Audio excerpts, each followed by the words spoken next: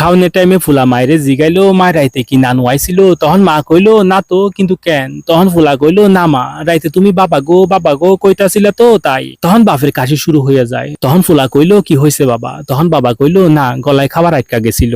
তখন ফুলা কইলো বাবা তোমার নামে আমি পুলিশে কমপ্লেন করবো। তখন বাবা কইলো পুলিশে কেন কমপ্লেন করবি? তখন ফুলা কইলো আমি সবকিছুই শুনি, সবকিছুই বুঝি, তুমি মাঝে মাঝে রাইতে আমার মায়েরে মারো। তখন বাবা কইলো তুই আর একটাও কথা কইবি না, তুই এখনই তুই রুমে যাইয়া পড়তে বস। তখন ফুলাটা তাগো চেহারার দিকে চাইয়া চাইয়া চলে যাওয়ার টাইমে হঠাৎ গুইরা কইলো আরেকটা কথা মা। তখন মা কইলো আবার কি? তখন ফুলা জিগাইলো মা কখন আল্লাহরে ডাকতে হয়, রাইতে নাকি সকালে? তখন মা কইলো বাবা আল্লাহরে যে কোনো টাইমে ডাকা যায়, তুমি চাইলে সকালেও ডাকতে পারো আবার চাইলে রাইতেও ডাকতে পারো। তখন ফুলা কইলো আচ্ছা, তাই তো তুমি সকালে আল্লাহরে না ডাইকা রাইতে আল্লাহরে ডাকো, ও মাই গড বইলা বইলা। এরপর ফুলাটা তার রুমে চলে গেল গা। তখন বউ তার জামাইরে কইলো এটা সে কি বইলা গেল, প্রত্যেকটা কথা সে কেমনে একুরেট ভাবে বইলা গেল, আমি কি অত জোরে জোরে চিল্লাই যে প্রতিটা শব্দ তার রুম পর্যন্ত চলে যায়? তখন জামাই কইলো পাশে ওর রুম, তুমি একটু কম চিল্লাইতে পারো না, সব দোষ তোমার। তখন বউ কইলো হ সব দোষ আমার, আজকের পর থেকে তুমি রাইতে আমার লগে ঘুমাইবা না।